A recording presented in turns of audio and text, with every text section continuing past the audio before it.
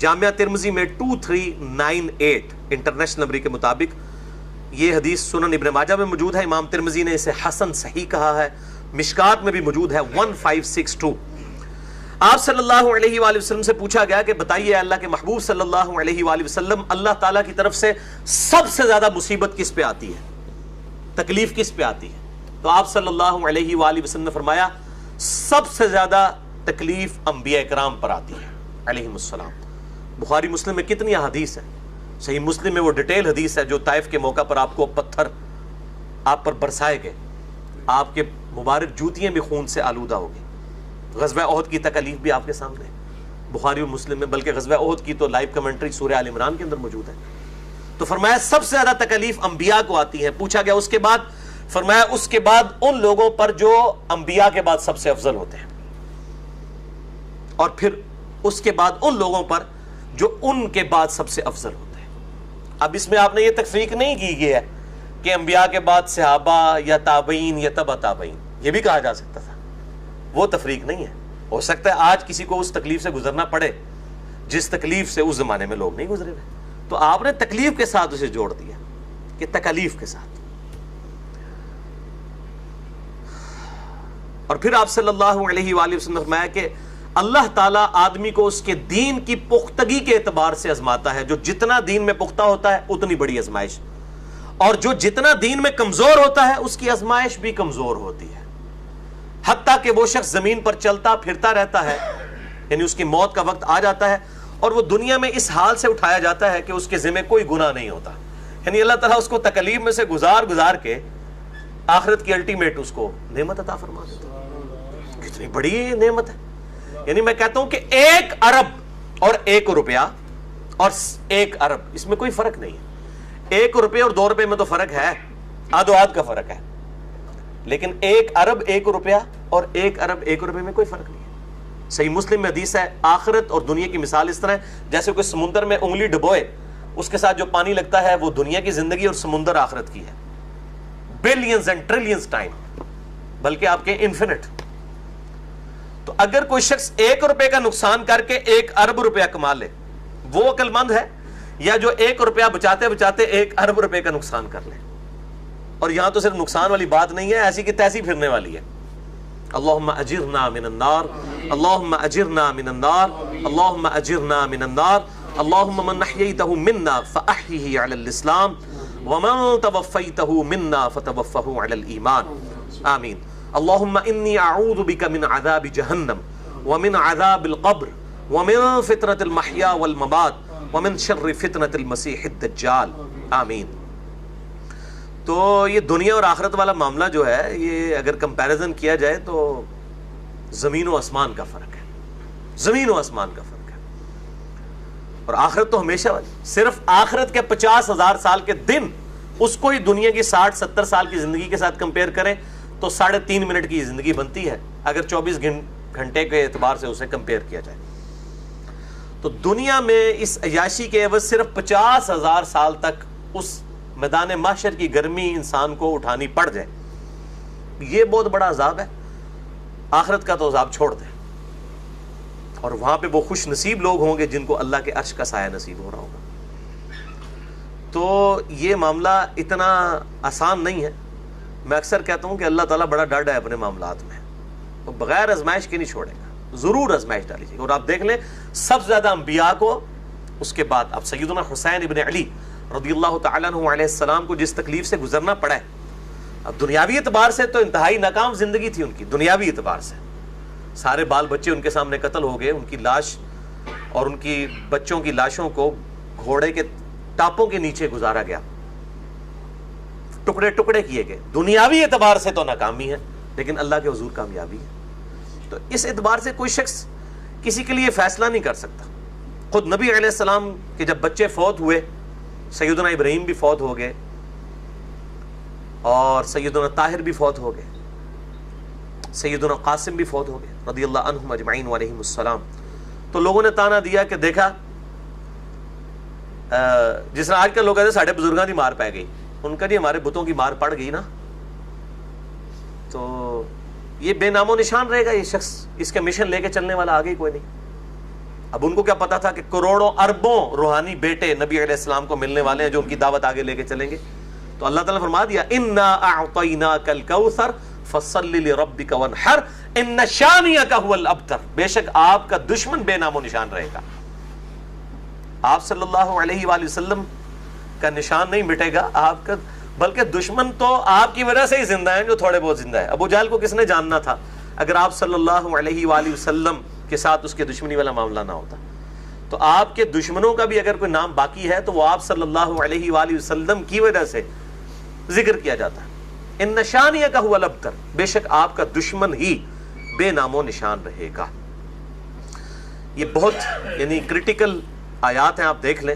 یہ بالکل ایک علیحدہ سے ایک پنڈورا باکس کھل گیا ان آیات کی روشنی میں. ایک بالکل نئی زندگی ہے، اور اللہ تعالیٰ کا ایک وہ جلال والا پہلو کس قدر کھل کے سامنے آیا ہے. حسب الناس ان یترکوا ان یقولوا آمنا وهم لا یفتنون، کیا لوگ اس بات پہ چھوڑ دیے جائیں گے؟ اور یہ سیدھی ڈانٹ پہلی صحابہ کرام علیہم رضوان کو ہے، ہمارے لیے تو طویل عام میں ہے. بیسیکلی ان کو یہ کہا جا رہا ہے کہ تم لوگوں کو اس بات پہ چھوڑ دیا جائے گا کہ تم ایمان لے آئے. وهم لا یفتنون، اور انہیں فتنوں میں آزمائشوں میں نہیں ڈالا جائے گا. وَلَقَدْ فَتَنَّ الَّذِينَ مِن قَبْلِهِمْ، بے شک فتنوں میں ڈالے گئے، آزمائشوں میں ڈالے گئے ان سے پہلے لوگ بھی. فَلَيَعْلَمَنَّ اللَّهُ الَّذِينَ صَدَقُوا وَلَيَعْلَمَنَّ الْكَاذِبِينَ، بالضرور اللہ تعالیٰ جانچے گا کہ کون لوگ اپنے ایمان لانے کے دعوے میں سچے ہیں اور کون لوگ اپنے ایمان لانے کے دعوے میں جھوٹے ہیں. یعنی کون سے دودھ پینے والے مجنو ہیں اور کون واقعی قربانی دینے والے لوگ ہیں. ام حسب الذین یعملون السیئات ان یسبقونا، کیا لوگوں نے یہ گمان کیا ہے کہ وہ جو برے کرتوت کر رہے ہیں وہ ہم سے آگے نکل جائیں گے، ہم ان پہ کوئی گرفت نہیں کریں گے. ساء ما یحکمون، کتنا ہی برا حکم لگا رہے ہیں.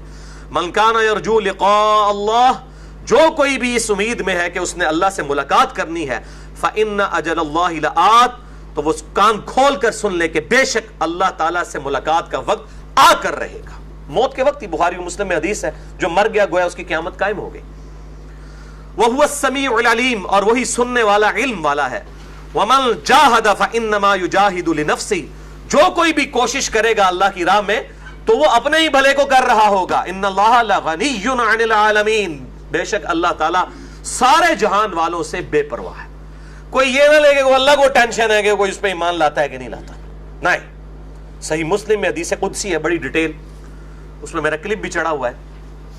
مسئلہ نمبر 25 کے اینڈ پہ بھی میں نے وہ حدیث بیان کی ہے کہ اگر زمین و آسمان میں جتنی مخلوقات ہیں، جتنے جن و انس ہیں، وہ سب کے سب اللہ تعالیٰ فرماتا ہے کہ اس نیک شخص کی طرح ہو جائیں جو تم میں سب سے زیادہ نیک ہے، تو میری شان میں کوئی بڑھوتری نہیں کر سکیں گے.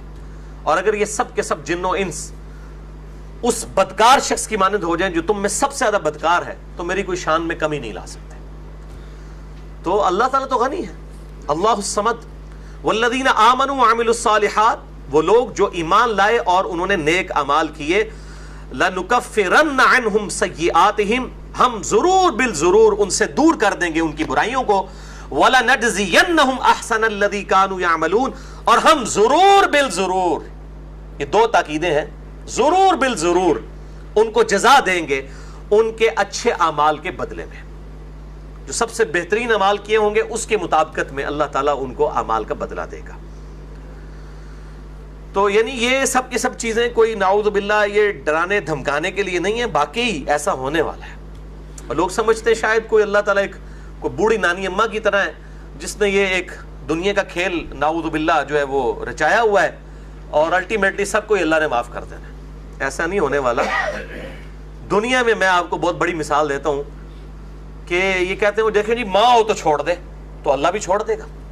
میں سے پوچھتا ہوں کہ ماں کے ساتھ کمپیریزن کرتے ہیں، ماں کے تو احساسات ہیں، اللہ تعالیٰ تو بے پرواہ ہے. اللہ کے آنسو نکلتے ہیں کیا؟ اللہ تعالیٰ کا نعوذ باللہ کیا دل پسیجتا ہے؟ یعنی میں ریزمبلنس کے لیے سے ہٹ کے بات کروں تو پھر اللہ کی مثال کیوں مخلوقات کے ساتھ دی جاتی؟ پھر بھی اگر کسی کو سمجھنا ہے تو میں اینٹی وینم اور پھکی والا جواب دیتا ہوں کہ بتائیں اگر ہمیں اختیار دیا جائے کہ ہم کسی ایسی عورت کو موت دیں جس کے 4 چھوٹے چھوٹے بچے ہوں، چاہے وہ ہمارے دشمن کی بیوی کیوں نہ ہو، ہم بھی بچوں پہ ترس کھائیں گے، اس کو موت نہیں دیں گے. تو دنیا میں کیا ہزاروں عورتوں کو اللہ تعالیٰ موت نہیں دے رہا جن کے چھوٹے چھوٹے بچے، بچوں کے مینٹل ماڈلز تک بدل جاتے ہیں، سوتیلی مائیں ان کے ساتھ کیا برا سلوک کرتی ہیں. تو کیا اگر وہی کمپیریزن مان دیا جائے تو آپ کی ڈاکٹرائن میں تو اللہ تعالیٰ کو کبھی بھی ایسی عورت کو موت نہیں دینی چاہیے. تو اللہ تعالیٰ تو دے رہا ہے کیونکہ بے پرواہ ہے. تو آخرت میں بھی وہ بالکل ایسی کی تیسی پھیر کے رکھ دے گا اپنے نافرمانوں کی. کنو کٹ لو گل کسی پلیکھے کوئی نہ رہے. یہ جو این جی اوز کا بنایا ہوا ایک مزاج ہے خدا کے بارے میں، بالکل جھوٹا ہے. وہی بات ہے، عقل نہ ہوئے تو موجہ ہی موجہ، عقل ہوئے تو سوچا ہی سوچا. جس کو عقل نہیں ہے تو وہ موجہ ہی مار رہا ہے کہ خیر ہے جی بخش دے گا. کچھ بھی ہے اللہ تیرے محبوب کی امت سے ہے، ٹھگ ہے، بے ایمان ہے، حرام خور ہے، اللہ اسی طریقے سے ہمیں قبول کر لے، ہم نے تو کوئی نہیں صحیح ہونا. کچھ بھی ہے اللہ تیرے محبوب کی امت سے. تو میں کہتا ہوں دنیا میں اگر مورل لاز ایکٹیو ہوتے تو اسی ٹائم سر پہ آگے جوتی پڑتی کہ محبوب صلی اللہ علیہ وآلہ وسلم کا نام اس منہ سے لیتے ہو. لیکن دنیا میں مورل لاز ایکٹیو نہیں ہے، آخرت میں ایکٹیو ہوں گے. اسی لیے کہا گیا کہ دنیا میں جو لوگ ناجائز مال کسی کا ہڑپ کر رہے ہیں وہ اپنے پیٹوں میں دوزخ کی آگ بھر رہے ہیں. دنیا میں وہ آگ نہیں جلائے گی.